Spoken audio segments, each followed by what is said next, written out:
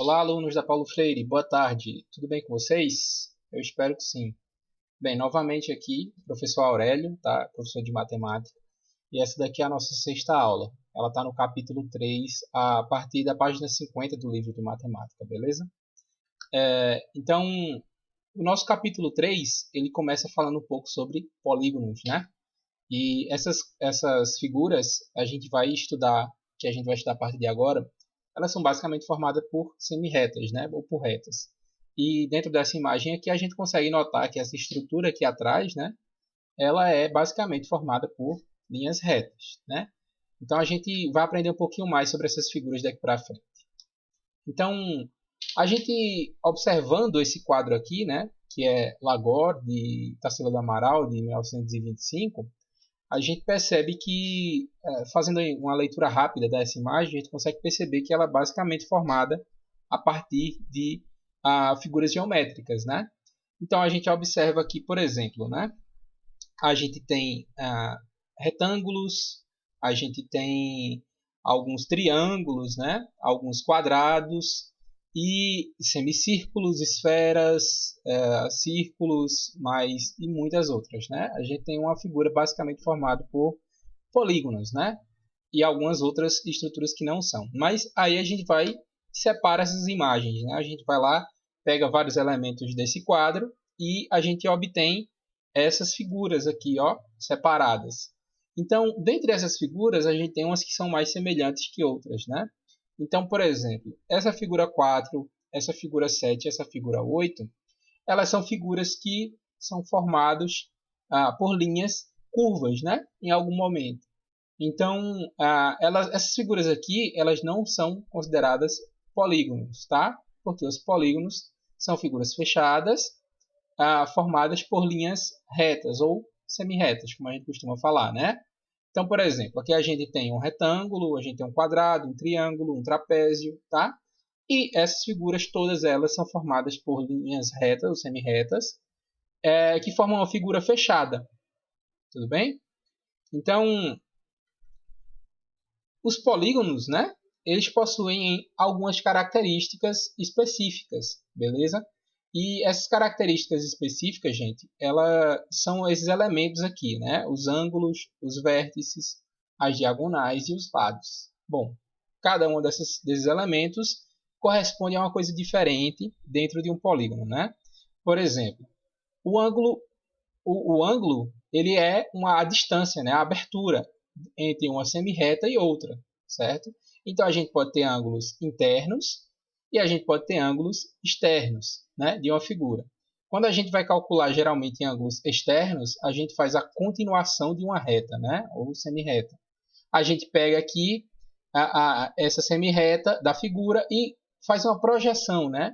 Continua com ela, seguindo, já que ela é uma linha, né? Ela pode seguir em linha reta. E quando ela segue em linha reta, ela vai formar um ângulo aqui externamente dentro a essa figura, beleza? E além dos ângulos, né, a gente tem os lados, beleza?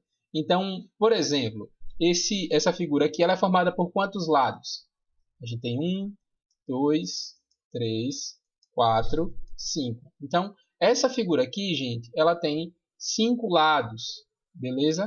E nesse caso aqui, todos os lados eles têm o mesmo tamanho, tá? Tem figuras, tem polígonos que não tem, né? Então é o seguinte, a gente ainda tem dois elementos, né? O vértice, que vai ser o encontro de duas semirretas da figura, e a gente tem as diagonais, que são as vértices opostas, beleza? Então a gente, por exemplo, tem esse vértice aqui, né? Quais são as duas diagonais desse vértice? Bem, a gente tem essa aqui que já está apontada, né? Que chega até aqui, e essa daqui, tá? E por que só essas duas, né, gente? Por que não essa e por que não essa também? Bem, porque essas duas aqui já formam um lado, né? Então, as diagonais não podem se sobrepor aos lados, tá? São as vértices opostas que não correspondem ao lado, beleza? Bom, então aqui a gente tem a classificação dos polígonos, né? A classificação dos polígonos ela é feita basicamente de acordo com a quantidade de lados que esse polígono possui. Então, por exemplo, né, o triângulo, como já vem de 3, né, já fala para a gente que essa figura tem 3 lados. O quadrilátero, com o quadri, já fala para a gente que tem 4 lados. Então, o nome está relacionado à quantidade de lados. E assim segue, né? Pentágono, hexágono, heptágono, octágono, eneágono e assim por diante, de acordo com o número de lados da figura. Beleza? Bem, os polígonos ele ainda podem ser classificados em regulares ou irregulares, né? Então, um polígono, para ele ser considerado realmente regular, ele vai ter que ter todos os ângulos internos iguais e o tamanho dos lados iguais também, tá? Então, se você for procurar nessa figura aqui, todos os lados vão ter o mesmo tamanho e todos os ângulos internos, como está apontado aqui, tudo 120, né? Tem o mesmo tamanho. Da mesma forma, essas outras 3 figuras aqui, beleza? Então, aqui a gente tem um exemplo, né, de uma figura que ela é irregular, ou seja, a abertura, tá, desse lado aqui e desse lado aqui, ó, é completamente diferente, né? Essa daqui é bem maior. Então, os ângulos eles já são diferentes. E essa figura ainda tem o tamanho dos lados bem diferentes, né? Você compara o tamanho desse lado com esse lado aqui, a gente já vê de cara que ele é irregular, né? Que não tem o mesmo tamanho dos lados. Então, o aluno vai e pergunta aqui ao professor, né? Se toda figura que tem 4 lados é um quadrado. Aí o professor vai e responde que todas as figuras de 4 lados, formada por segmentos de reta, é um polígono, que recebe o nome de quadrilátero. Então, toda figura que é um polígono que tem 4 lados, ele é um quadrilátero, né? 4 lados. E se classificam em paralelogramos e trapézios. Ou seja, nem toda figura que tem 4 lados vai ser um quadrado. Para ele ser um quadrado, é uma figura bem específica, né? Que a gente vai ver daqui a pouquinho. Então, primeiro vamos lá, né? Vamos dizer o que é um paralelogramo e o que é um trapézio. Então, para ele ser considerado um paralelogramo, gente, seguinte, ele vai precisar ter os lados opostos paralelos, tá bom? Então, por exemplo, AB e DC, né? Esses dois lados eles são opostos na figura. Então, em algum momento, se a gente continuar aqui com essa reta do AB, ela vai se cruzar com essa DC? Não, né? Se ela crescer aqui indefinidamente, furar a tela aqui, passar do outro lado, mas mesmo assim, se ela continuar em linha reta, elas não se cruzam, beleza? E se elas não se cruzam, significa que elas são retas paralelas, né? Então, esses dois lados aqui são paralelos e o lado aqui, por exemplo, o lado AD, por exemplo, o lado AD, ele é paralelo ao lado BC, né? Então, da mesma forma, essas duas retas aqui. Então, essas retas aqui são paralelas, os dois pares, né? Então, ele é um paralelogramo, beleza? E nessa mesma forma aqui, né? Essa reta aqui é paralela a essa e essa aqui é paralela a essa, beleza? Da mesma forma, esse quadrado aqui, ó. Essas duas retas aqui são paralelas e essas duas são paralelas também, tá? E sobre aquela questão que eu tinha comentado com vocês, né? Por que o quadrado ele é especial? Porque ele é um paralelogramo muito regular, né? Porque ele, ó, tem todos os ângulos iguais, todos os lados são iguais, tá? Então ele é bem regular, né? E aqui a gente tem o que seria um trapézio, né? O trapézio é o seguinte: só um dos lados opostos vai ser paralelo. Vamos ver? Então, por exemplo, essa figura aqui, né? Esses dois lados aqui eles são paralelos? Ora, são, né? Se a gente continuar, seguir uma retinha aqui e seguir uma retinha aqui, ou aqui e aqui, beleza, né? Eles não vão se cruzar em nenhum momento, tá? Agora, isso aqui é diferente, né? Porque, vê só, essa reta aqui, ela está direcionada um pouquinho inclinada, né? Estão vendo?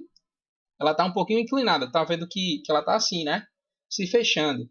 Então, se a gente continuar com essas duas retas aqui, em algum momento elas vão se cruzar lá na frente, né? Elas vão se cruzar. Então isso aqui está dizendo que essas duas retas elas não são paralelas, certo? Então quando a gente tem só dois lados que são paralelos, a gente chama essa figura, esse quadrilátero, de trapézio, beleza? Então aqui a gente tem alguns polígonos, né? De acordo com o número de lados, de acordo com a regularidade, tá? Então, a gente vê aqui, por exemplo, que a gente tem triângulos que são regulares e irregulares, né? Mas os dois são triângulos, beleza? Lembrando que regular, porque os ângulos são do mesmo tamanho, internos, e os lados também, eles têm a mesma medida, tá? E irregular porque, né, aqui, primeiro, o ângulo vai ser diferente, né? As medidas, e os lados também vão ter tamanhos diferentes, beleza? Da mesma forma com todas essas outras figuras aqui, né? Figuras regulares e figuras irregulares. Tem até umas figuras assim bem legais, né? Tem o mesmo nome, né? Claro. Dodecágono, né? Então, 12 lados, mas tem 12 lados regulares e 12 lados mais 12 lados diferentes, né? É uma figura irregular, beleza? Então, fazendo um mapa conceitual aqui, que é importante, né? Para a gente conseguir fixar bem o que a gente aprendeu até agora. Então, vamos lá. Quando a gente tem um polígono de 4 lados, a gente vai chamar de quadrilátero, né? Isso que a gente aprendeu. E que a gente tem alguns elementos fundamentais aí dos quadriláteros, né? Dentre eles, as diagonais, tá? Então, dentro de todos os quadriláteros regulares, a gente vai ter, ou irregulares também, né?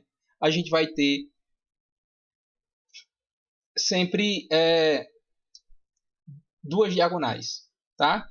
Então, esse ponto aqui até esse e esse até esse e vice-versa, né?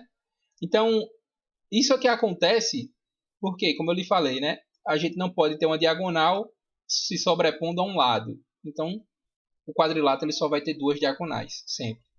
Beleza? E aqui a gente vai ter a outra característica, né? A soma dos ângulos internos. Então, todo quadrilátero, quando a gente for ver a angulação interna dele, a gente vai perceber que se a gente somar os valores dá 360. Tá? Como assim? Por exemplo, um retângulo ou um quadrado, os ângulos deles vão ser de 90 graus. Beleza? 90 graus. Se a gente multiplica pelos 4 ângulos, né, que todo quadrilátero vai ter, a gente vai obter quanto? 360. Beleza? Então, essa é uma característica dos quadriláteros, né? Os ângulos, eles vão possuir, a soma dos ângulos internos vai ser 360, tá? E vamos continuando, né? Então, os quadriláteros, eles podem ser classificados em trapézios ou em paralelogramos, como a gente já viu, né? A gente pode ter trapézios que são como está aqui, né? Retângulo, escaleno ou isósceles, né? De acordo com suas características, mas todos eles vão ter aquela mesma questão, né? Vai ter apenas dois lados paralelos. Os outros vão se cruzar depois, né? Vão ser perpendiculares, beleza? Bom, e a gente aqui embaixo tem os paralelogramos, né? A gente tem a classificação dos paralelogramos, né? Então, quando possui 4 ângulos internos retos, ou seja, os 4 ângulos são de 90 graus, a gente vai ter um retângulo, né? Então, quando a gente vai ter todos os lados possuem a mesma medida, né? Então a gente vai ter um losango e todos os lados e ângulos vão ter a mesma medida que a gente vai chamar de quadrado, tá bom? Então aquela história, né? Todo quadrado ele é um retângulo, mas nem todo retângulo ele é um quadrado, tá? É até uma coisinha para travar a lógica da gente, mas fiquem tranquilos. Então, sobre aqui sobre o livro ainda, né? Ele fala, por exemplo, de como é que a gente pode criar um quadrado perfeito a partir de uma reta, tá? Então, como é que a gente pode fazer isso, né? Ele traça um passo a passo para você fazer isso de uma forma diferente, né? Então, aqui a gente pode criar, por exemplo, uma linha de A até B, né? Então, a gente formou uma linha reta. Feito isso, a gente vai lá, ó, traça duas linhas sobre esses pontos, né? Duas linhas transversais sobre esses pontos, beleza? E depois de feito isso, a gente vai ter aí quase um quadrado completo, né? Só que a gente vai faltar uma coisa importante, que é a última linha que vai formar o ponto DC, né? E como é que a gente descobre qual a distância sem uma régua? Como é que a gente pode fazer isso, né? Bom, ele pegou lá um compasso, né? Colocou no ponto A e levou a distância até o ponto B, né? Fez o círculo. Fez a mesma coisa com o ponto B, né? Botou o compasso aqui no ponto B e fez um círculo tocando no ponto A. E ele descobriu, ó, que aqui em cima, o ponto que toca essa linha aqui, essa linha que ela fez do ponto A e do ponto B anterior, ele descobriu que ele pode botar o ponto D e o ponto C e formar um quadrado perfeito. Tá? Só é uma forma diferente aí de preparar um quadrado com todas as medidas iguais, os ângulos e o tamanho dos lados também. Beleza? E ainda para finalizar aqui a aula, a gente vai ver o que são retas paralelas e o que são retas perpendiculares. Né? Então, quando a gente tem retas em que elas são opostas, né, pelo lado, e de que elas não se cruzam em momento algum, tá?